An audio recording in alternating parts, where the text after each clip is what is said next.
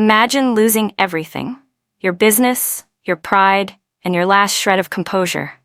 You're sitting on your kitchen floor, drowning your corporate sorrows in a glass of cheap Merlot that tastes like copper and regret, when you decide to vent to your best friend. You type out a text, the kind of raw, spicy confession about needing a dominant man to take the reins of your life that you would never say out loud. Then, you hit send. Now, imagine you didn't send it to your friend. You sent it to Hugh Sternberg, the Lycan King, the most terrifyingly powerful billionaire investor in the city, and the only man who can save your company from the sharks. Most people would wait for a cold reply or a legal notice, but 5 minutes later, there's a low, predatory rumble of a G-Wagon outside your door. When you open it, he isn't there for a meeting. He's there because he's answering the text. I was Valerie Giraldo, the drowning CEO of Kinsley Properties, and I had just accidentally summoned a king to my doorstep. If you're addicted to possessive alphas, billionaire secrets, and the kind of tension that makes your skin itch, you're in the right place. Welcome to the den. The only thing more pathetic than my bank balance was the state of my kitchen floor. I sat there in my introverted but willing to discuss plants t-shirt, which was currently stained with a drop of wine that cost less than my cat's organic salmon pâté. Speaking of the cat, Oreo, my hairless sphinx, who looked like a piece of raw chicken with a serious attitude problem, was staring at me from the counter. His pale, unblinking eyes judged my every life choice. "Don't look at me like that, Oreo," I muttered, my voice cracking. "At least you have a career in being terrifying. I'm about to be eaten alive by Starview Realty." Starview was a corporate vacuum, and Stephen Saint was its mouthpiece. He was a man who wore three-piece suits like armor and viewed empathy as a developmental flaw. He had spent the last 6 months trying to dismantle Kinsley Properties, the real estate firm I had built from the ground up after my ex-fiancé Kenneth Toney walked out on me and our shared business goals to join a rival firm. I picked up my phone, the screen a spiderweb of cracks. I needed to talk to Jenny. I needed to tell her that I was tired of being the girl who handled everything. I was tired of the strong female lead trope. I wanted to be handled. I wanted someone whose power made my problems look like dust. "I'm done, Jen," I typed, the Merlot making my thumbs clumsy. "I'm tired of being the boss. Honestly, I just want a man like Hugh Sternberg to show up, throw me over his shoulder, and wreck my life properly, so I don't have to think for 5 minutes." I hit send. The little whoosh sound usually brought relief. This time it brought a cold drench of horror. I looked at the top of the screen. It didn't say Jenny, it said Hugh Sternberg, direct. My heart didn't just skip a beat, it performed a frantic, dying dance against my ribs. Hugh Sternberg was my most intimidating client. He was a man spoken of in whispers, a billionaire who felt more like a force of nature. He was tall, built like a gladiator, and possessed a gaze that felt like it could strip the paint off a wall. I scrambled to my feet, knocking over my wine glass. No, I hissed, frantically tapping the screen to unsend. But the read receipt turned blue instantly. He had seen it. The Lycan King had read my drunken, pathetic invitation to wreck my life. I waited for the earth to open up. Instead, 5 minutes later, a low, vibrating hum began to rattle the windows of my apartment. It was the sound of a high-performance engine idling in the street. I crept to the window and looked down. A matte black G-Wagon sat at the curb, its headlights cutting through the light snow like the eyes of a predator. The door opened, and Hugh Sternberg stepped out. He wasn't wearing a suit. He was in a heavy black coat that made his shoulders look a mile wide. He didn't look up at my window. He didn't have to. He walked straight toward my building, with a purposeful, rhythmic stride. The knock on my door wasn't a polite tap. It was heavy. It was a command. I looked at Oreo. The cat had puffed out his chest, his ears pinned back. "We're dead," I whispered. I opened the door. Hugh stood there, the hallway light casting his face in sharp, lethal shadows. He smelled like cedar, cold rain, and something else, something wild and ancient that made the hair on my arms stand up. "Valerie," he said. His voice was a deep, resonant rumble that I felt in my marrow. "Mr. Sternberg," I stammered, clutching the edge of the door. "I am so incredibly sorry. The text, it was a mistake. A joke.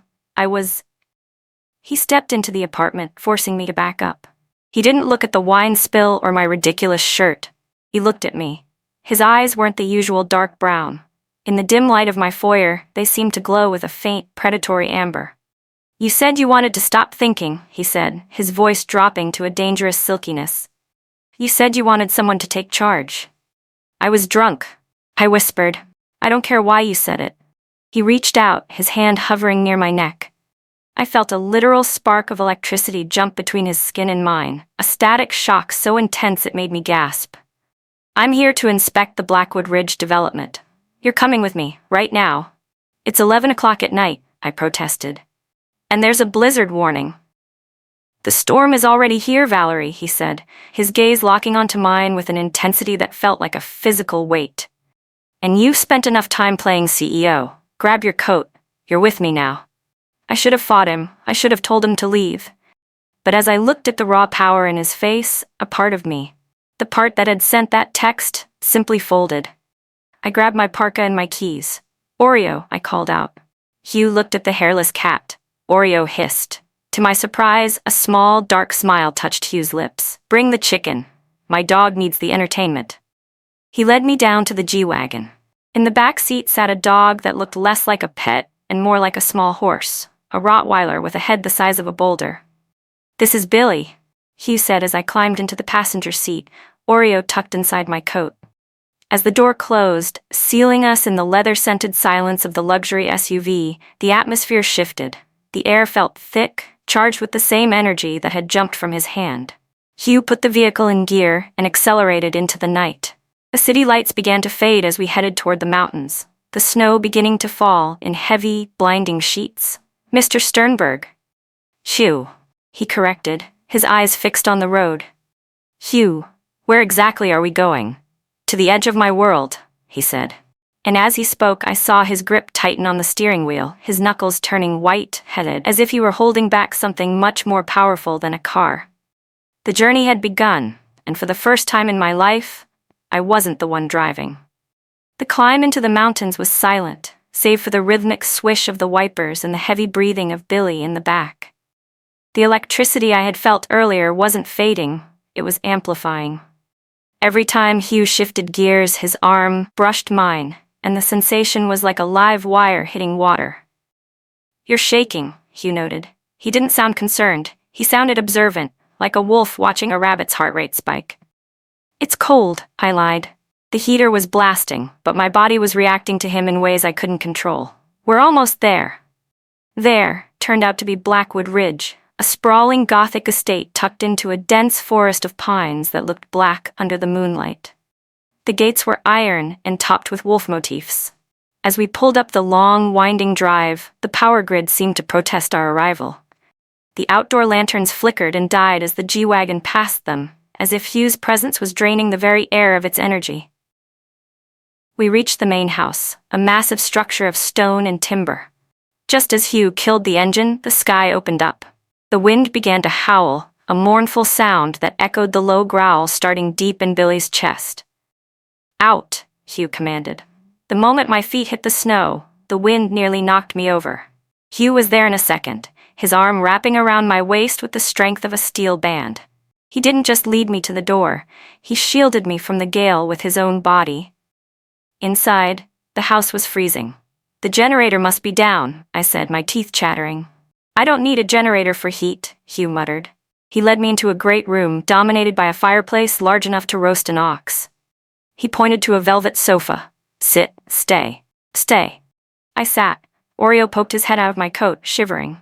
Billy, the Rottweiler, wandered over. I expected a fight, but Billy simply sniffed Oreo, let out a huff of boredom, and flopped down at my feet like a living rug. "He likes you," Hugh said from the shadows. He was already at the hearth. He didn't use a lighter. He threw a heavy log onto the grate, and as he reached out to adjust the wood, I saw a flash of something. A spark from his fingertips, and the wood roared into life. It wasn't a normal fire. It was bright, aggressive, and immediate. "How did you do that?" I asked, my heart hammering. Hugh turned. The firelight played across his features, making him look less like a billionaire and more like something pulled from a dark folktale. "The world is full of things you don't understand, Valerie. You spent your life looking at spreadsheets. You should have been looking at the shadows." He walked toward me, shedding his heavy coat. Underneath, he wore a black Henley that strained against his chest. He looked predatory. He looked hungry. "Let's talk about that text," he said, leaning over the back of the sofa, his face inches from mine. "The part where you said you wanted a man to claim you." "I was talking about my career," I lied, my voice a breathy whisper. "I was talking about the stress." "No, you weren't." He reached out, his thumb tracing the line of my lower lip. The spark was back, sharper this time. "You were talking about this pull. You felt it since the first day you walked into my office. You were just too afraid to name it." Outside, a massive branch snapped under the weight of the snow, hitting the roof with a sound like a gunshot. The house groaned. "The storm is getting worse," I said, trying to regain my footing. "We need to call someone. My phone." "There is no signal here, Valerie, and the road is already blocked." He straightened up, his eyes flashing that strange amber again. "We are trapped. Just like you wanted." I looked at him. This man who was a king in the boardroom and something much more dangerous in the dark. I realized then that Stephen Saint and Starview Realty weren't my biggest problems. My biggest problem was the man standing in front of me. And the fact that, despite the fear, I didn't want to leave. The silence of the Blackwood Ridge estate was heavier than the snow piling against the stone walls.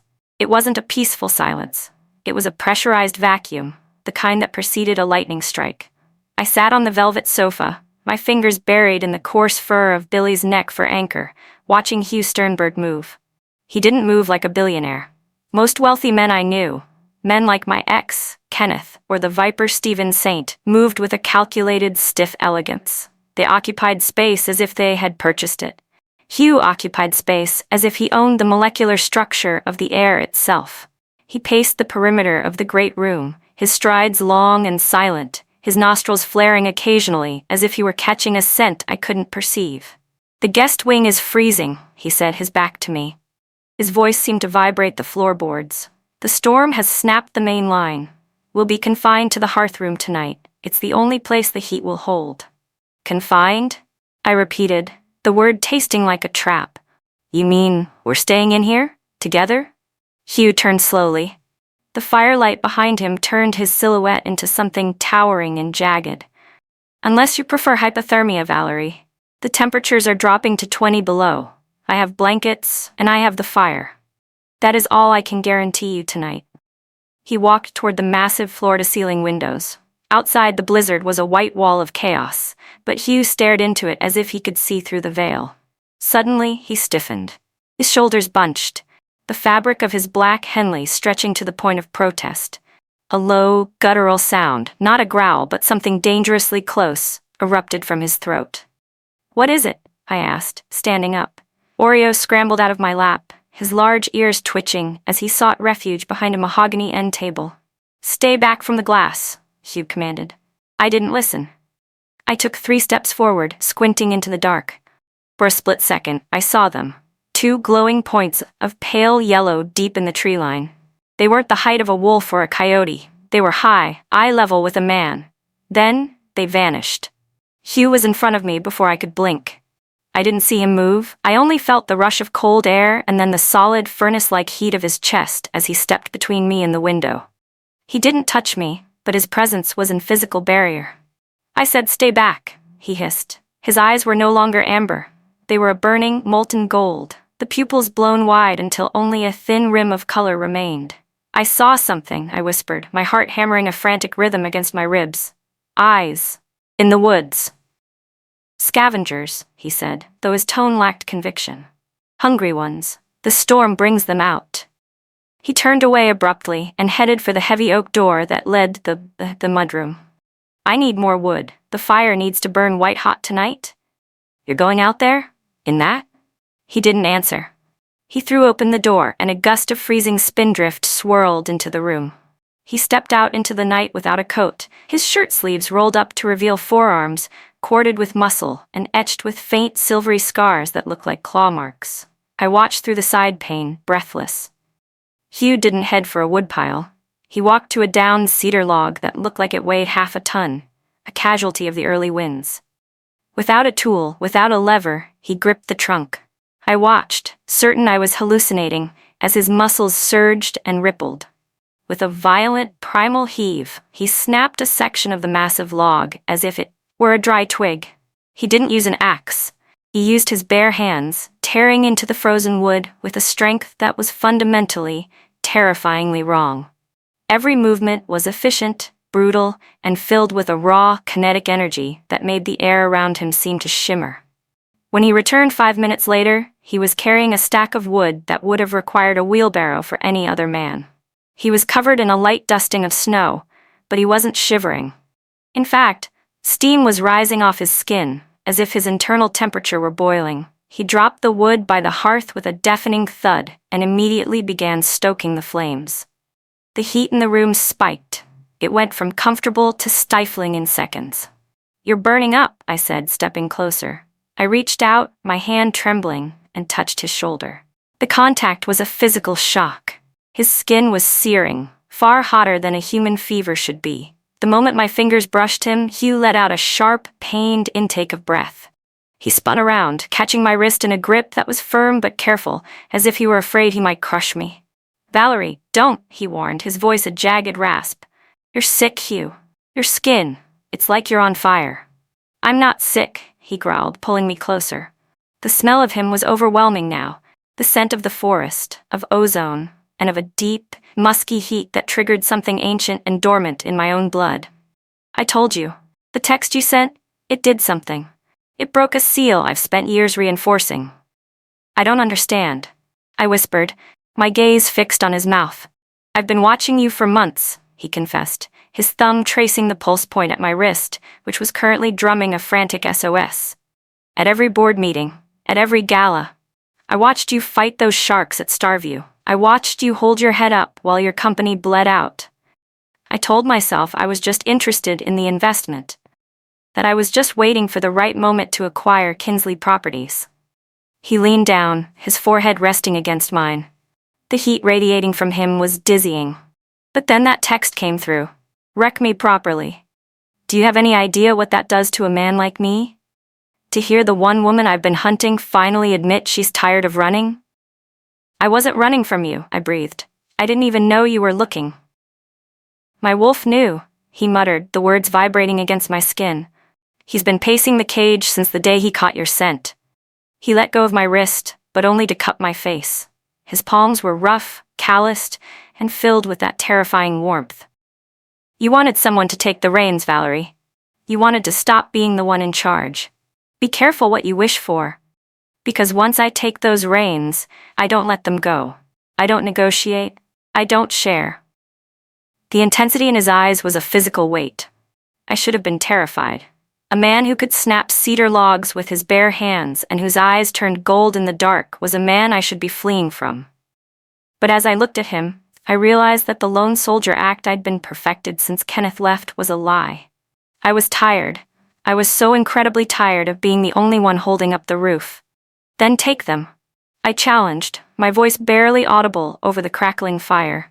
Hugh's expression shifted. A flash of predatory triumph crossed his face. He didn't kiss me. Instead, he leaned into the crook of my neck and inhaled deeply, his teeth grazing the sensitive skin just below my ear. I felt a jolt of pure, unadulterated electricity shoot down my spine, making my knees buckle. He caught me easily, lifting me as if I weighed nothing and setting me back on the sofa. "Not tonight," he said, his voice regaining its corporate steel, though the gold in his eyes remained. "Tonight the storm is the enemy, and Stephen Saint is the threat." "Stephen?" I asked, trying to find my breath. "What does he have to do with us being here?" Hugh walked back to the fire, staring into the flames. "Starview Realty isn't just a competitor, Valerie. They are a front. Stephen Saint is a collector of broken things. He buys companies to strip them. Yes, but he also buys information. He knows about the unusual nature of my holdings. He's been trying to find a way into Blackwood Ridge for years. He thinks there's something here he can use to blackmail Sternberg Holdings." "Is there?" Hugh looked back at me, a dark, knowing smile on his lips. "There is something here that would change the world's understanding of biology, but it isn't something he can control, and he thinks you're the key to getting past my defenses." "Me? How?" "Because he knows you're my weakness," Hugh said simply. The weight of that statement hit me harder than the cold. I was the weakness of the Lycan King. The billionaire who moved like a god and fought like a beast saw me, a struggling CEO with a hairless cat and a mountain of debt, as his vulnerability. He followed us, Hugh continued, his gaze shifting back to the window. That's what I saw in the woods. Not just scavengers, his men. They're out there, waiting for the storm to peak, thinking the cold will slow me down. We have to do something, I said, panic rising. We're trapped here. No, Valerie, Hugh said, turning to face the door as the wind let out a particularly violent shriek. He straightened his spine, and for a moment his shadow on the wall seemed to grow, ears elongating, shoulders broadening into something massive. They're trapped here with me. He walked over to a heavy wooden chest in the corner and pulled out 2 thick, wool-lined blankets. He tossed them to me. Sleep if you can. Billy will stay with you. I have to secure the perimeter. Ju, wait. Stay by the fire, he commanded, his voice echoing with a primal authority that brooked no argument. Don't open the door for anyone but me, not even if they sound like me. Do you understand? I nodded, clutching the blankets to my chest. Oreo hopped up onto the sofa, burrowing into the wool, while Billy took his position at my feet, his ears pricked toward the dark hallway. Hugh stepped back into the mudroom, and a moment later, I heard the heavy thud of the external door closing. I was alone in the great room, the fire roarings, the cat purring, and a 100-pound Rottweiler guarding my feet. But as I stared at the door, Hugh had just exited. I realized the heat in the room hadn't left with him. It was inside me now. A simmering, restless cold that made me realize the text I had sent wasn't just a drunken mistake. It was a prophecy. I lay down on the sofa, the scent of cedar and ozone still clinging to the air. The blizzard screamed outside, a chorus of white noise, but all I could hear was the memory of Hugh's voice. My wolf knew. As I drifted into a fitful sleep, the last thing I saw was the fire reflected in the window. And for a second, I thought I saw a massive, dark shape pacing the porch, a creature far larger than a dog, with eyes that burned like twin suns in the freezing dark. The king was on the hunt, and God help anyone who stood between him and his claim. I woke to the sound of something heavy dragging across the stone porch outside. My eyes snapped open, heart racing, but the room was still bathed in the low, flickering orange of the dying fire. Billy was no longer asleep at my feet. He was standing, a low, continuous vibration rattling his broad chest, his gaze fixed on the heavy oak front door. Oreo was gone from the blankets. I scanned the room and found him perched atop the highest bookshelf, his large ears swiveled forward like radar dishes. The raw chicken was terrified, and that was never a good sign. Hugh, I whispered, my voice sounding thin in the cavernous room. There was no answer. The house felt empty of his heat, yet saturated with his presence. I threw off the wool blankets and stood up, my legs feeling like jelly. The temperature in the room had dropped, though the hearth was still radiating a stubborn, coal-red warmth. I checked my phone, still no service, and the time read 3:14 a.m. The witching hour. A rhythmic thud-thud-thud sounded from the hallway. I froze. It wasn't a knock, it was the sound of something soft and heavy hitting the wall. I grabbed a heavy iron poker from the fireplace tool rack, a pathetic defense against whatever Hugh was, but it felt better than empty hands, and crept toward the shadows of the corridor. Valerie? Are you awake? The voice was muffled, strained. It sounded like Hugh, but there was a tinny, distorted quality to it that made the hair on my neck stand up. I remembered his warning, don't open the door for anyone but me, not even if they sound like me. Hugh, is that you? I called out, keeping my distance. Open. The side door, the voice replied. The latch is stuck. I'm hurt, Valerie. My stomach did a slow, sickening roll. The idea of Hugh, the man who snapped cedar logs like toothpicks, being hurt was inconceivable, but the thought of him bleeding out in the snow sent a spike of pure adrenaline through my system. I started toward the mudroom, my hand reaching for the bolt. Suddenly, a massive dark shape launched itself from the shadows. Billy slammed his weight into my hip, nearly knocking me over, and let out a bark so loud and visceral it felt like a physical blow. He stood between me and the mudroom door, his teeth bared, a terrifying snarl ripping from his throat. Billy, move! I cried, trying to push past him. The dog wouldn't budge. He snapped his jaws at the air near my hand, a clear warning. I stopped. Billy wasn't protecting the door from me. He was protecting me from the door. From the other side of the wood, the voice changed. The strained, pained tone of Hugh Sternberg vanished, replaced by a cold, mocking chuckle. "Smart dog," a different voice said. It was smooth, upper class, and utterly devoid of warmth. I always told Hugh he should have gone with a more compliant breed.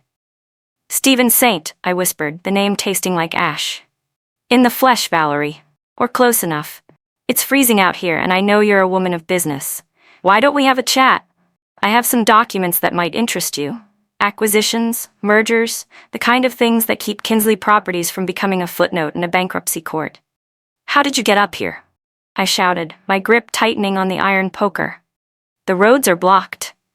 "Snowmobiles are a wonderful invention," Stephen replied, his voice drifting as if he were pacing the porch. "And I have very motivated employees. Now be a dear and open up. Hugh isn't here to save you. He's occupied. My boys brought some high-frequency hardware that tends to scramble the senses of creatures like him. He's probably wandering the woods right now, trying to remember how to stand on two legs." My heart plummeted. High-frequency hardware? This wasn't just a corporate takeover, this was a hunt. Stephen Saint knew exactly what Hugh was, and he had come prepared with more than just a fountain pen. "He'll kill you," I said, though my voice trembled. "He'll try," Stephen said, "but while he's chasing shadows, I'm here with you. And you, Valerie, are the leverage I've been waiting for. Did you know your ex-fiancé, Kenneth, was the one who gave me the coordinates to this estate? He was quite chatty once I offered him a seat on the Starview board. He told me all about your little obsession with Sternberg." The betrayal stung, but it was a dull ache compared to the sharp terror for Hugh. If Stephen had found a way to hurt him, then I was the only thing left between Starview and the unusual nature of Hugh's empire. "Go away, Stephen," I yelled. "I'm calling the police." "With what signal?" "The tower is down, and I brought a jammer for good measure." "You're alone, Valerie.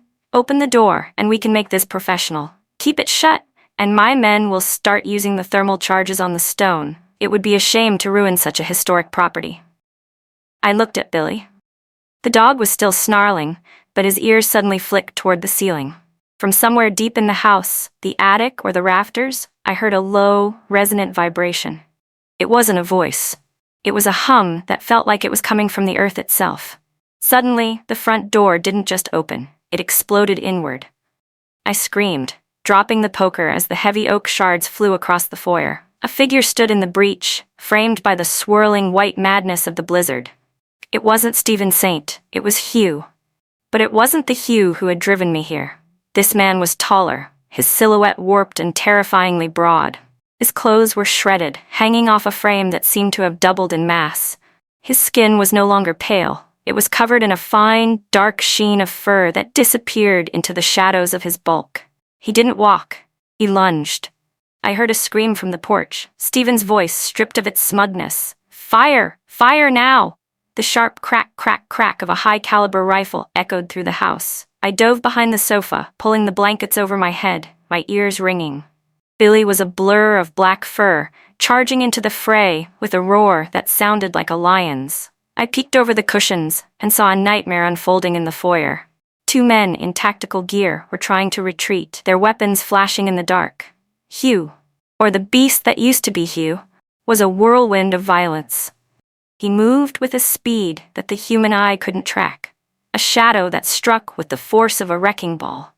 He swiped a massive clawed hand, and one of the men was sent flying through the air, crashing into a stone pillar with a sickening crunch. The second man turned to run, but Hugh was on him in a heartbeat, pinning him to the floor with a single hand that covered the man's entire back. Then there was Stephen. He was backed against the porch railing, his face white as the snow. He held a small, glowing device in his hand, the jammer, or the hardware he'd mentioned. It emitted a high-pitched whine that made my teeth ache. Hugh stopped. He hunched over, his massive head swinging low, a pained, guttural whimper escaping his throat. The device was working. It was hurting him. "Back off. You freak," Stephen screamed, his voice cracking. "I'll fry your brain. I know what you are. I have the silver-tipped loads in the next mag." Hugh let out a roar that shattered the remaining glass in the foyer. He was struggling, his body twitching, as if he were fighting an invisible weight. Every step toward Stephen seemed to cost him an eternity of agony. I couldn't just sit there. I saw the iron poker lying on the rug a few feet away. My hyper-independence, the flaw that had isolated me for years, finally found its purpose. I didn't need a king to save me. I needed to save the king. I lunged for the poker, ignored the sting of flying glass, and ran toward the foyer. Stephen was so focused on the monster in front of him that he didn't see the struggling CEO coming from his flank. I didn't think. I swung the iron rod with every ounce of frustration and rage I had stored up since the day my business started failing. I hit his hand, the one holding the glowing device. There was a satisfying crack of bone and plastic. The device flew from his grip, skidding across the ice and falling off the edge of the porch into the deep snow. The high-pitched whine stopped instantly. The silence that followed was more terrifying than the noise. Stephen looked at his shattered hand, then up at me, his eyes wide with disbelief. Then he looked at the shadow rising behind me. Hugh didn't waste time with words. He grabbed Stephen by the front of his expensive parka and lifted him off the ground with one hand. Hugh's face was inches from Stephen's, and in the light of the dying fire, I saw the truth. The muzzle, the fangs, the burning, liquid gold of his eyes. "You," Hugh growled, the words sounding like shifting tectonic plates, "are on my land." He didn't kill him. Instead, he tossed Stephen into the snow with the same casual disdain one might use for a piece of trash. Stephen scrambled to his feet, sobbing, and disappeared into the whiteout, his men, the ones who could still move, following him into the dark. Hugh stood on the porch for a long time, the wind whipping his shredded clothes. His chest heaved, steam rising from his body in thick clouds. Slowly, the terrifying bulk began to recede. The claws retracted, the hunched posture straightened. He turned back toward the house. He was human again, but barely. He was covered in blood, most of it not his, and his eyes were still glowing, that fierce, unsettling amber. He stepped into the foyer and looked at me. I was still holding the poker, my breath coming in ragged gasps. "You stayed," he said. It wasn't a question, it was a realization.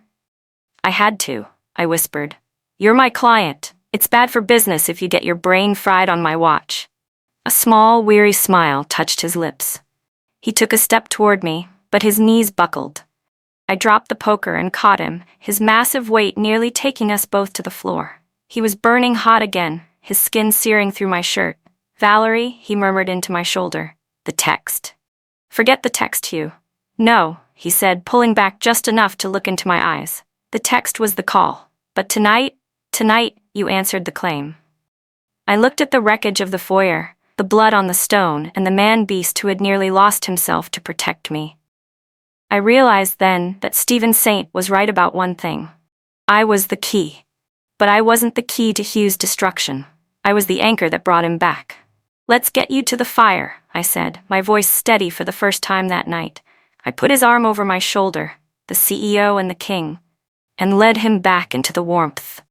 The storm was still raging, but for the first time in years, I wasn't afraid of the dark. I was the one holding the light. The fire had settled into a steady, rhythmic pulse, casting long, dancing shadows against the stone walls of the hearthroom. Hugh lay on the rug, his head propped up by a velvet cushion I'd salvaged from the debris. He was still too hot, a lingering, unnatural fever that seemed to radiate from his very marrow, but the jagged, predatory edge of his breathing had finally smoothed out. I sat beside him, dampening a cloth with melted snow to press against his forehead. Every time the cool fabric touched his skin, it hissed, a tiny wisp of steam rising into the air. "You're staring again," Hugh murmured. He didn't open his eyes, but his voice had regained that deep, mahogany resonance. "I'm trying to figure out how you're still alive," I countered, my voice low. "Stephen Saint said those were silver-tipped rounds. I saw you take 3 to the chest before you threw him." Hugh finally opened his eyes. They weren't brown, and they weren't quite the terrifying molten gold of the beast I had seen on the porch. They were a liquid amber, swirling with a strange bioluminescent light that seemed to track the movement of the flames. "Silver doesn't kill us as quickly as the stories suggest," he said, shifting slightly. He winced, and for the first time, I saw a flicker of vulnerability in the set of his jaw. "But it burns. It's like carrying a handful of live coals inside your veins. My body is currently trying to reject the toxicity. That's where the heat comes from. I looked down at his chest. His shirt was a ruined web of black cotton and dried blood. With a trembling hand, I reached for the hem. I need to see the wounds. If the silver is still in there. Hugh caught my wrist. His grip was light, but the heat of his palm felt like a brand. Valerie, if you see what's under this shirt, there is no going back to client and consultant. You'll be looking at the monster, not the billionaire. I stopped looking at the billionaire when you snapped that cedar log with your bare hands, Hugh, I said, meeting his glowing gaze. And I stopped caring about the monster when you stood between me and a firing squad. Let me help you. He searched my face for a long, agonizing moment, his amber eyes scanning mine as if looking for a trace of the fear that usually greeted his true nature. Finding none, or perhaps finding a resolve that outweighed the terror, he slowly let go of my wrist and sat up. He pulled the tattered Henley over his head and tossed it into the shadows. I gasped, the cloth falling from my hand. His torso was a roadmap of power and pain. His muscles were corded and dense, built for a level of violence that no gym could produce. But it was the wounds that held my breath captive. There were 3 jagged entry points near his ribs. They weren't bleeding red anymore. They were weeping a strange, shimmering black fluid, and the skin around them was charred, as if he'd been branded with a hot iron. As I watched, the wounds began to twitch. The muscle beneath the skin rippled, and with a wet, metallic clink, a flattened piece of silver tumbled out of his flesh and hit the stone floor. Then another, and another. The skin immediately began to knit itself back together, the charred blackness fading into raw, pink new flesh. My God, I whispered, reaching out to touch the spot where a bullet had been seconds ago. It's not God, Valerie, Hugh said, his voice dropping to a gravelly rasp. It's a curse, or a crown, depending on the century you ask. He leaned back against the sofa, his chest heaving with the effort of the rapid healing. The amber in his eyes deepened, the pupils slitting vertically like a cat's. Stephen Saint knows, I said, the reality of our situation finally settling in. He didn't just come for a merger. He came for a specimen. He called you a freak. He had hardware designed to hurt you. Saint is a puppet, Hugh growled, his hand clenching into a fist that looked capable of crushing stone. He's backed by a conglomerate called the Vanguard. They've been hunting my kind since the Industrial Revolution. They see us as an apex predator that needs to be either domesticated or eradicated. They want the serum in our blood, the thing that allows me to heal from silver in minutes. Imagine what the pharmaceutical world would pay for that. And Starview Realty? A front. A way to legally dismantle my assets so they can corner me. They targeted Kinsley Properties because they knew I was interested in you. They thought if they squeezed you hard enough, you'd run to me, and I'd lead them straight to the heart of my territory. He looked at me then, a look of profound, heavy regret. I should have stayed away. I should have let Saint buy your company and moved on. But when I saw you in that boardroom, fighting for your father's legacy with nothing but a sharp tongue and a failing bank account, my wolf wouldn't let me leave you to the sharks. The lone soldier in me wanted to be offended. I wanted to tell him I didn't need a supernatural guardian. But the woman who had spent the last 3 years drowning in debt and loneliness simply felt seen. Is that why you came tonight? I asked. Because of the text, or because you knew they were coming? Hugh reached out, his hand cupping the back of my neck. He pulled me toward him until our noses were almost touching. The scent of him, wood smoke, cold iron, and that intoxicating musk filled my lungs, making my head spin. Both, he whispered. The text gave me the excuse I needed to stop pretending I was being professional. But the wolf, he didn't care about the text. He heard your heartbeat skip from 10 miles away when Saint's men crossed the perimeter of your apartment building. He knew his mate was in danger. Mate, I repeated.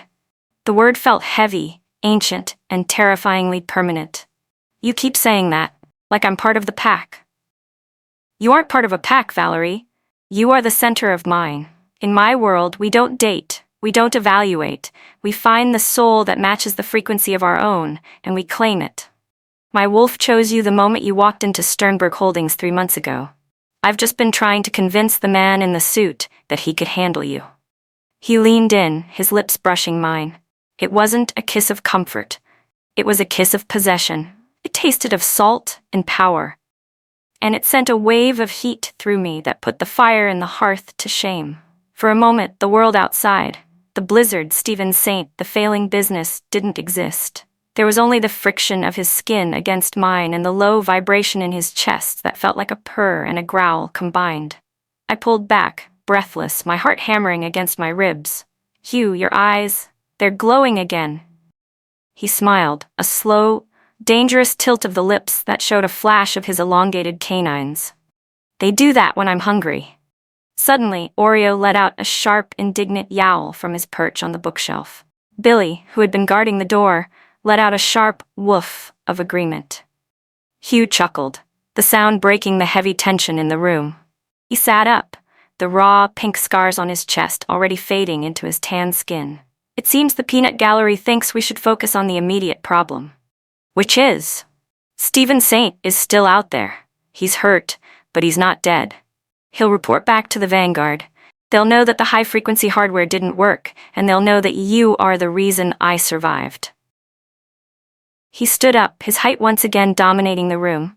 He looked at the shattered front door, where the snow was drifting into the foyer. We can't stay here. The storm is our cover for now, but once the sun rises, they'll bring in the heavy equipment. Helicopters, thermal imaging.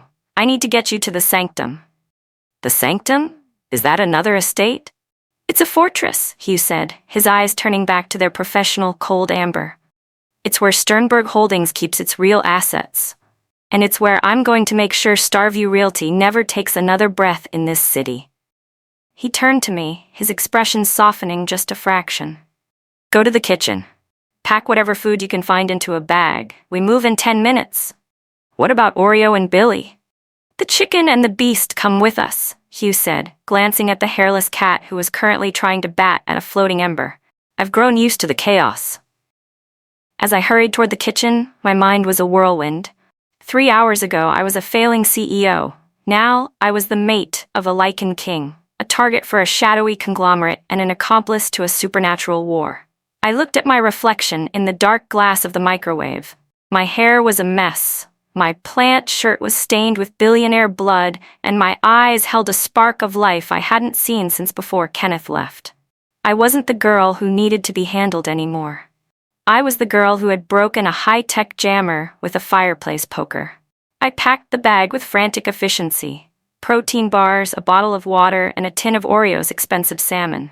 When I returned to the hearth room, Hugh was standing by the door, his shredded shirt replaced by a heavy tactical sweater he'd found in a hidden wall locker.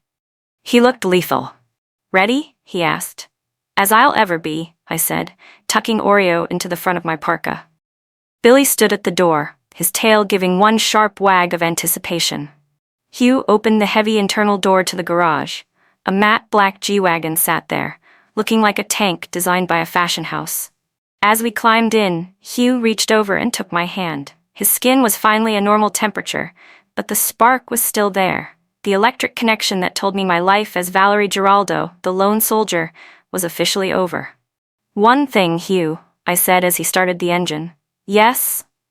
If we're going to a fortress, does it have a coffee maker? Because if I'm going to be a queen of the wolves, I'm going to need caffeine. Hugh let out a genuine, booming laugh that filled the car. Valerie, for you, I'll buy the entire Starbucks Corporation. He shifted into gear and slammed the pedal down. The G-Wagon roared to life, tires gripping the icy concrete as we blasted out of the garage and into the white heart of the blizzard. The king was moving, and this time, he wasn't just defending. He was going on the offensive, and I was right there beside him, holding the reins of a destiny I never saw coming. The sanctum wasn't a house. It was a scar on the side of a granite peak, a brutalist masterpiece of reinforced glass and black steel that looked like it had grown out of the mountain itself. As the G-Wagon roared into the subterranean garage, the heavy blast doors hissed shut behind us, cutting off the shriek of the blizzard. The silence that followed was absolute, broken only by the ticking of the cooling engine and the soft, rhythmic thud of Billy's tail against the leather seats. "We're clear," Hugh said, though he didn't move. He sat with his hands still gripped at 10 and 2 on the steering wheel, his knuckles white. The amber glow in his eyes had dimmed to a simmering gold, but the tension radiating from him was enough to crack the windshield. "Hugh?" I reached out, my fingers grazing the sleeve of his tactical sweater. "We made it. You can let go now." He exhaled, a long, ragged sound that seemed to pull the very air from the cabin. Slowly, he uncurled his fingers. He turned to look at me, and for a split second, I saw the exhaustion behind the predator's mask. "I shouldn't have brought you here, Valerie. This place is the heart of the Empire. If they find this, I have nowhere left to retreat." "Then we don't retreat," I said, my voice surprising me with its steady edge. "You've spent the last 3 hours saving my life. Let's spend the next 3 saving yours." A faint, dry smile touched his lips. Spoken like a true CEO. He opened the door, and the air of the garage hit me. Sterile, climate-controlled, and smelling of high-end machinery and expensive oil. He rounded the car and opened my door, lifting Oreo, who was still tucked in my parka and looking deeply offended by the travel, with one hand before helping me out. As we stepped toward the elevator bank, the doors slid open to reveal a man who looked like he had been carved from a block of ice. He was slim, wearing a gray suit that cost more than my first 3 cars combined, and he held a tablet with the practiced ease of a career strategist. "Sir," the man said, his voice a cool, clipped baritone. "The perimeter is secure, but the board is in a state of anaphylactic shock. Starview has begun a hostile liquidation of Kinsley Properties' secondary assets." Hugh didn't miss a beat. "Valerie, this is Willie Ives, my CFO and the only man I trust with my bank accounts." "Willie, this is Valerie Giraldo. She's the reason I'm still standing." Willie Ives looked at me over the rim of his spectacles. His gaze was analytical, stripping away my stained shirt and messy hair until he was looking at the marrow of my bones. He didn't bow, but he gave a sharp, respectful nod. "The woman with the fireplace poker. A pleasure, Miss Giraldo. Your tactical improvisation has been the talk of the internal security feed for the last hour." "You have a security feed of my living room?" I asked, my eyebrows shooting up. "We have a security feed of everything that matters to Mr. Sternberg," Willie replied smoothly, "and currently you are at the top of that list." "Status on Saint," Hugh barked as we stepped into the elevator. "Stephen Saint is currently in a private medical facility in the city," Willie reported, tapping his tablet. "His hand is shattered, and he's claiming he was attacked by a wild animal at your estate. However, his backers at the Vanguard are not pleased with his failure. They've dispatched a secondary team. They aren't looking for a merger anymore, Hugh. They're looking for a carcass." The elevator opened into a sprawling command center that looked more like a NASA control room than a billionaire's study. Huge monitors displayed stock tickers, thermal maps of the mountain, and a live feed of the Starview Realty headquarters. "Sit," Hugh directed, pointing to a leather chair that felt like a cloud. He turned back to Willie. "Tell me about the liquidation." Saint used a forged power of attorney, likely provided by Kenneth Toney, to signal that Kinsley Properties was insolvent, Willie explained. "They've frozen your operating accounts, Valerie. As of 20 minutes ago, you technically don't own the office furniture in your own building." The room went cold. It wasn't the blizzard anymore. It was the realization that everything I had bled for, every late night and every missed meal, was being erased by a man in a suit with a digital signature. "Kenneth," I whispered, the name feeling like a poison. "He didn't just leave. He stayed long enough to learn where the vault was." "He was a tool," Hugh growled, pacing the length of the room. "The Vanguard needed someone who knew your weaknesses. They used him to get to you, so they could get to me." "Then let's give them what they want," I said, standing up. Both men stopped and looked at me. Willie tilted his head, a flicker of interest behind his glasses. Hugh's amber eyes narrowed. "Explain," Hugh commanded. "They think I'm the victim," I said, walking toward the monitors. "They think I'm the leverage. But they've forgotten one thing about real estate. It's all about the title. You said you wanted to acquire my company, Hugh, so do it. Right now. Merge Kinsley Properties into Sternberg Holdings. Retroactive to midnight." "Valerie, that would put you directly in the crosshairs of a federal audit if we don't handle the paperwork perfectly," Willie cautioned. "Then handle it perfectly," I snapped. "If I'm part of Sternberg Holdings, then Starview isn't liquidating a small, struggling firm. They're stealing from you." And if I know anything about the Lycan King, he doesn't let anyone steal from his hoard. A low, resonant chuckle started in Hugh's chest. It grew into a dark, triumphant laugh that made the glass partitions in the room vibrate. He walked over to me, his presence overwhelming the clinical atmosphere of the sanctum. "She's right, Willie," Hugh said, his voice a predator's purr. "Draw up the merger. Give her 51% of the combined real estate division. Make her the alpha of the board." "Hugh, that's..." Willie started, then paused, a slow, shark-like grin spreading across his own face. "That is a legal bloodbath. I'll have the digital filings ready in 10 minutes. Willie vanished into a side office, his fingers already flying across his tablet. Hugh turned to me, his hands finding my waist. The heat was back, not the fever of the silver wounds, but the steady, pulsing warmth of a man who had found his match. "You're a dangerous woman, Valerie Giraldo," he murmured. "You're the one who wanted me to stop being the lone soldier," I reminded him. "I'm just picking up a bigger gun." "There is one more thing," Hugh said, his expression turning serious. "The merger protects the assets, but it doesn't stop the vanguard. They don't care about the law. They want the blood." And Willie is right. They've sent a secondary team. They're led by a man named Silas Thorne. He's not a corporate shark. He's a specialist. He's spent 20 years hunting my kind. "Where is he now?" Hugh looked at the thermal map of the mountain. A small pulsing red dot was moving steadily up the winding access road, despite the snow. "He's at the gates. He's not waiting for a legal invitation, and he's not bringing snowmobiles. He has a military-grade pulse cannon." "What do we do?" Hugh reached into the hidden compartment of the command desk and pulled out a heavy, matte black handgun. He checked the magazine. I saw the dull, heavy gleam of lead, not silver, and tucked it into his waistband. "I'm gonna go meet him," Hugh said. "Willie will take you to the sub-level bunker. It's lead-lined and reinforced against pulse waves." "No," I said, stepping into his space. "I'm not hiding in a basement while you go out there. I'm the majority shareholder of the real estate division now, remember? I need to inspect the perimeter." "Valerie, this isn't a board meeting. Silas Thorne will kill anything that moves." "Then don't let him see me move," I countered. "You said you have a security feed. I can stay here in the command center with Willie. I can track their movements, trip the internal security baffles, and keep you one step ahead. You can't fight a specialist and manage a tactical map at the same time." Hugh looked at me, the amber in his eyes flickering with a mix of fury and admiration. He looked at Willie, who had emerged from his office with a stack of digital contracts. "She's better at the UI than I am, sir," Willie admitted, adjusting his glasses. "And she's right. A coordinated defense is 40% more effective."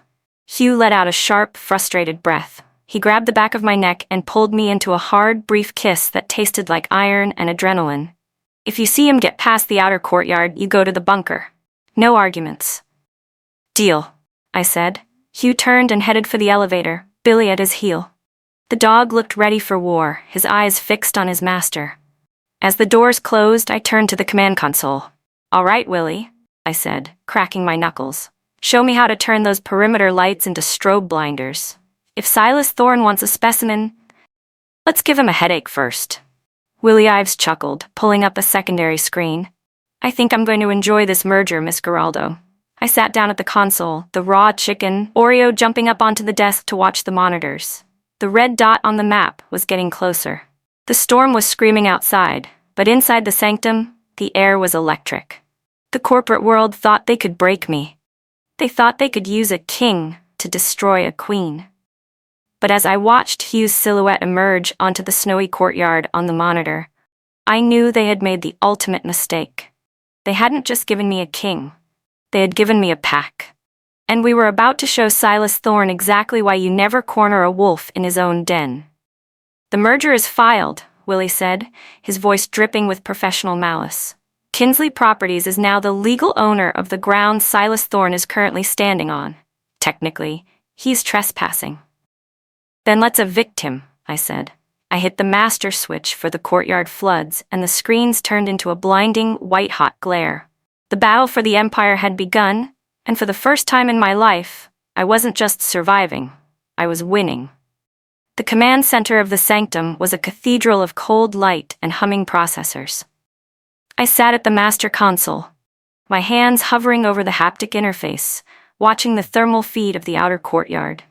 Beside me, Willie Ives was a blur of efficiency, his fingers dancing across a secondary tablet as he rerouted power from the residential wing to the perimeter defense grid. "Silas Thorne is breaching the first perimeter," Willie whispered, his voice devoid of its usual corporate polish. "He's using a kinetic disruptor. The gates won't hold for more than 90 seconds. On the primary monitor, I saw the red pulse of the disruptor hitting the black steel gates. But I wasn't looking at the gates. I was looking at the shadow standing in the center of the courtyard, perfectly still amidst the swirling white chaos of the blizzard. Hugh, he wasn't wearing his tactical sweater anymore. He stood bare-chested in the sub-zero wind, his skin steaming, his muscles corded like iron cables. He looked less like a CEO and more like an ancient god of war waiting for a sacrifice. Billy sat at his heel, a low, vibrating growl audible even through the external microphones. "Valerie," Hugh's voice crackled over the comms, deep and resonant. "When the gate goes, I want you to strobe the floods. Blinding frequency. Give me 3 seconds of cover." "Copy that, Hugh," I said, my heart hammering against my ribs. "I'm tracking 4 signatures behind Thorne: tactical gear, silver-weighted netting, and what looks like a pressurized gas canister." "Wolfsbane vapor," Willie muttered, his face paling. "If they deploy that, Hugh's respiratory system will seize in seconds. It's a neurotoxin for his kind." "Then they don't get to deploy it," I snapped. I focused on the auxiliary controls. "Willie, can we trigger the fire suppression system in the courtyard? The one designed for electrical fires? The CO2 burst?" "Yes, but it'll drop the temperature to 40 below instantly. Hugh can handle the cold. The gas canisters can't. If we freeze the valves, they won't open." A small, grim smile touched Willie's lips. "Authorizing the burst, on your command." The steel gates didn't just open, they buckled inward with a scream of tortured metal. Silas Thorne stepped through the gap. He was a man built like a tombstone, gray-haired and scarred, carrying a pulse cannon that looked like it belonged on a futuristic battlefield. Behind him, the 4 Vanguard operatives moved in a tight diamond formation. "Now!" Hugh roared. I slammed my palm onto the strobe trigger. The courtyard erupted in a rhythmic, violent flickering of white-hot light. It was designed to disorient the human nervous system, creating a trail effect that made movement impossible to track. On the monitors, the Vanguard team stumbled, their hands flying to their visors. But Hugh didn't need his eyes. He had the scent, the heat, and the heartbeat of his enemies. He launched. He didn't run, he blurred. He was a streak of dark shadow moving through the strobe light. I watched the thermal feed in awe. Hugh hit the first operative with the force of a high-speed collision. The man was lifted off his feet and hurled 20 feet into the stone fountain, which shattered on impact. "CO2 burst now!" I yelled. Willie hit the toggle. Thick white plumes of pressurized carbon dioxide erupted from the hidden vents along the courtyard floor. The temperature plummeted. On the thermal cam, the Vanguard team turned into cold blue silhouettes. The operative holding the Wolfsbane canister struggled with the manual valve, but the sudden freeze had locked the mechanism solid. Hugh didn't stop. He was a whirlwind of primal violence. He caught the second operative by the tactical vest and swung him into the third, the sound of colliding ceramic plates echoing through the speakers. Then Silas Thorne raised the pulse cannon. "Hugh! Left!" I screamed into the comms. The cannon fired, a ripple in the air, a distortion of space that hit the stone wall behind Hugh and turned it into dust. Hugh rolled, his movements fluid and predatory, but the shockwave caught his shoulder. He went down, skidding across the ice. Thorne didn't waste time. He discarded the heavy cannon and pulled a long, shimmering blade from a sheath on his back. In the strobe light, the blade pulsed with a sickly green glow.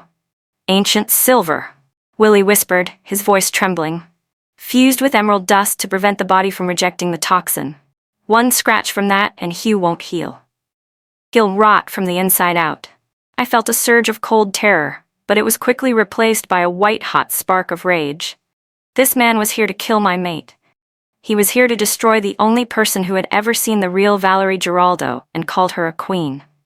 "Willie, the crane," I said, my eyes locked on the secondary monitor. "The what?" The construction crane for the new wing. It's still on the north balcony, isn't it? The one used for the heavy glass panes? Yes, but it's remote operated from the site office. I have the site office override right here, I said, my fingers flying across the UI. As the new majority owner of Kinsley Properties, the firm that had consulted on the sanctum's construction, I had the architectural backdoors. I found the link. The crane was a beast of steel and hydraulics, its arm currently folded over the courtyard. I gripped the virtual joystick. On the screen, Silas Thorne was standing over Hugh. Hugh was struggling to rise, his eyes burning gold, a low, pained growl escaping his throat as the pulse wave's effects lingered in his nervous system. Thorne raised the green glowing blade. For the Vanguard, Thorne growled, his voice a dry rasp. For Kinsley Properties, I muttered.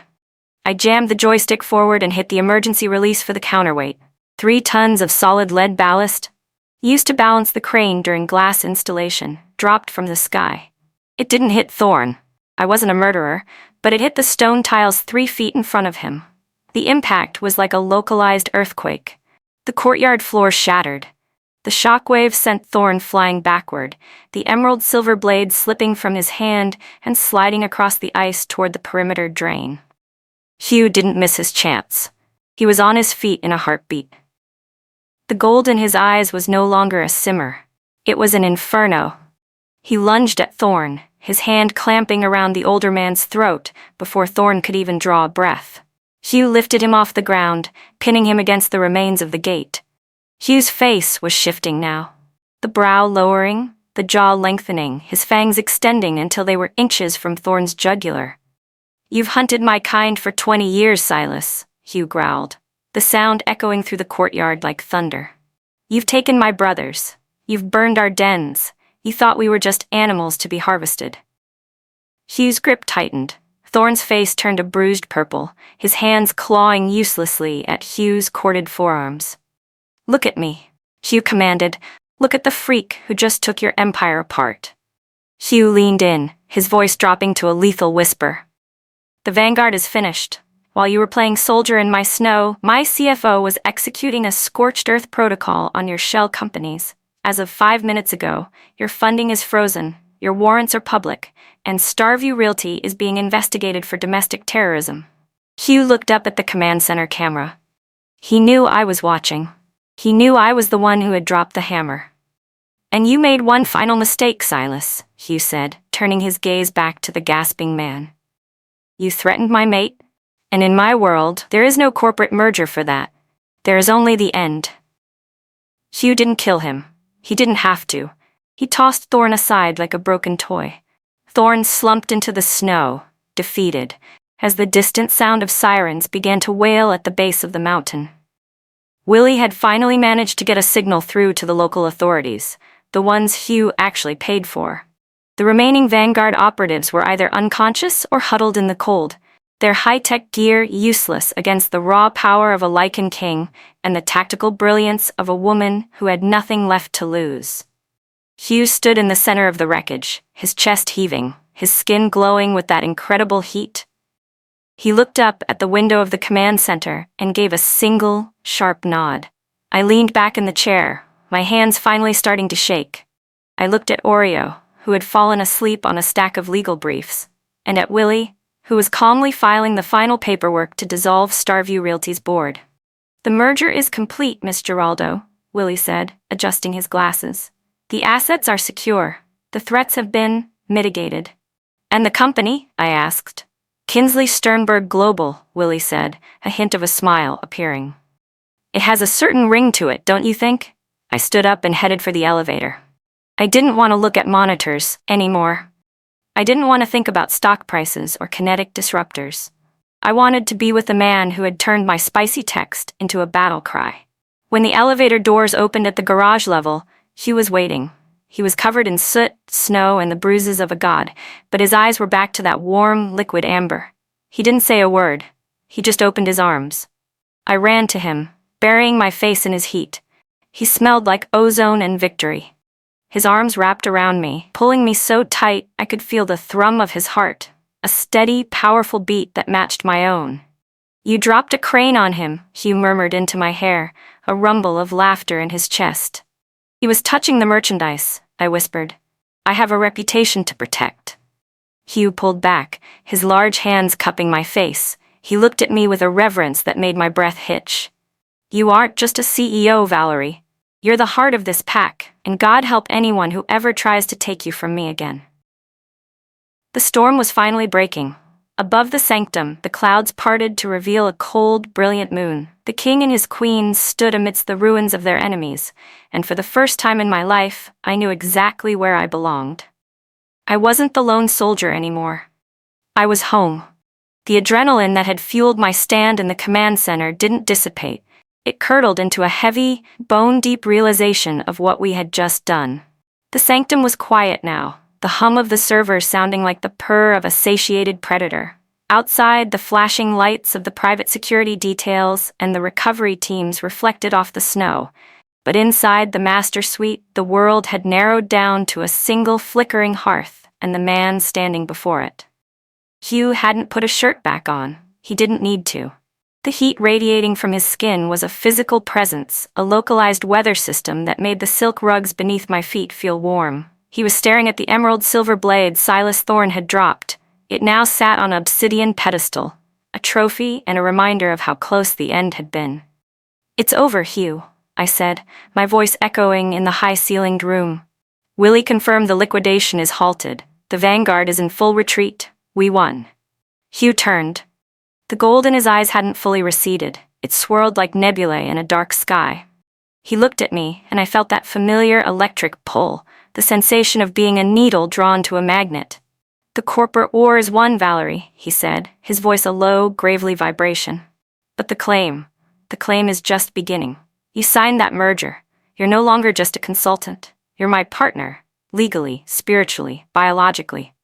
He walked toward me, his movements slow and deliberate. He stopped inches away, the scent of him, ozone, sweat, and something primal, filling my senses until I was lightheaded.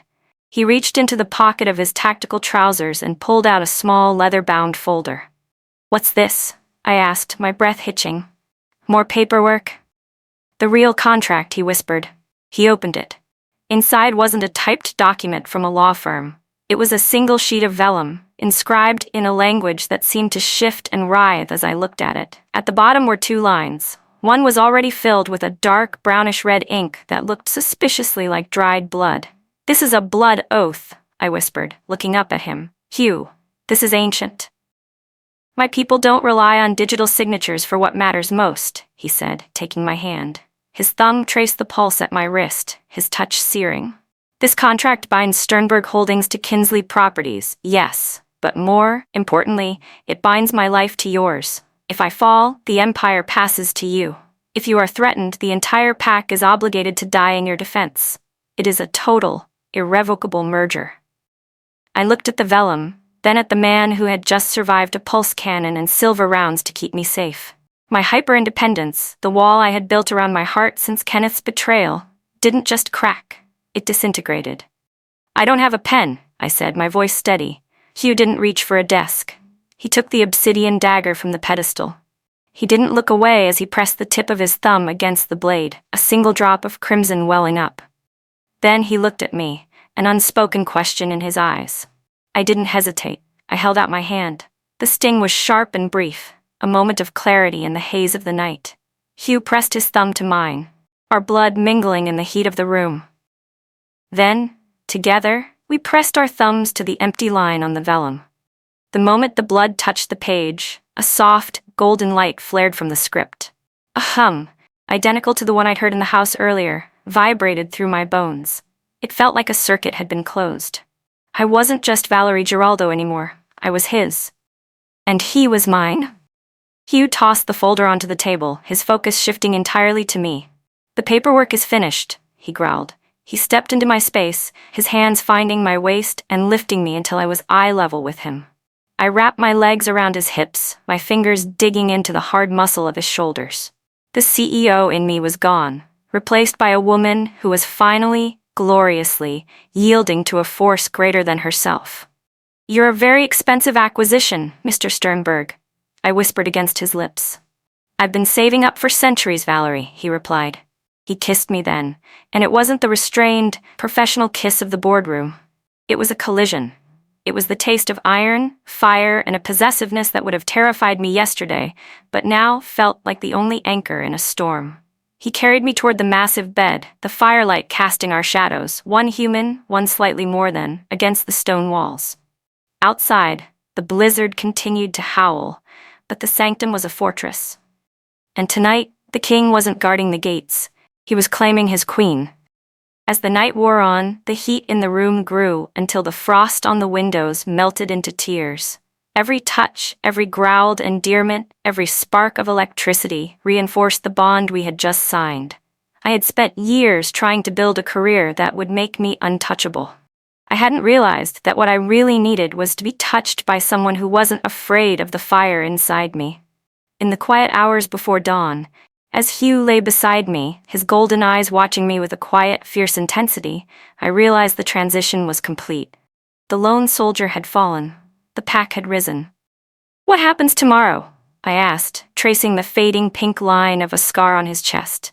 "Tomorrow," Hugh said, pulling me closer into the furnace of his embrace, "we show the city what happens when you try to take something that belongs to a Lycan.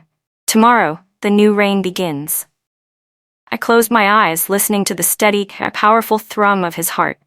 My business was saved, my enemies were broken, and I was sleeping in the arms of a monster who loved me. It was the most brilliant mistake I had ever made. The skyline of the city looked different from the top floor of the newly christened Hugh Sternberg Plaza. From this height, the bustling streets and the predatory neon lights of the financial district seemed small, manageable, and, for the first time in my life, completely under my control. I stood in my new office, the floor-to-ceiling glass treated with the same reinforced shielding as the sanctum. I wasn't wearing an oversized plant t-shirt today. I wore a tailored charcoal suit that fit like a second skin. My hair swept back in a style that said I didn't just run the board, I owned the building it sat in. On my desk, Oreo was sprawled across a stack of acquisition reports, his hairless skin soaking up the sunlight. He looked remarkably smug for a cat who had spent the last week living in a mountain fortress. The double doors of my office swung open without a knock. Only one person was allowed that privilege. Hugh Sternberg walked in, looking every bit the Lycan King in a dark navy suit that struggled to contain the raw power of his frame. His eyes were a calm, professional brown, but the moment they landed on me, they flared with that familiar, possessive amber. "The Starview board has officially dissolved," Hugh said, his voice a low rumble of satisfaction. "Stephen Saint signed the non-disclosure and the forfeiture of his shares an hour ago. He's leaving the city, Valerie. Permanently." "And Kenneth?" I asked, though the name no longer had the power to sting. "Kenneth Toney has been blacklisted from every major brokerage in the hemisphere," Hugh replied, leaning against the edge of my desk. "Willie Ives saw to it personally. He's currently looking for work in a field that doesn't require a digital signature. I believe he's overqualified for manual labor, but underqualified for honesty." I walked over to him, stopping within the circle of his heat. It had been 7 days since the blood contract, and the connection between us had only intensified. I could feel his mood before he spoke. I could sense the restless beat of his heart whenever I entered a room. "We did it, Hugh," I whispered. "Kinsley Properties is safe, and your secrets, they're buried under a mountain of legal iron." "We did more than that," Hugh said, reaching out to cup my jaw. His thumb traced the line of my lip, a spark of electricity jumping between us.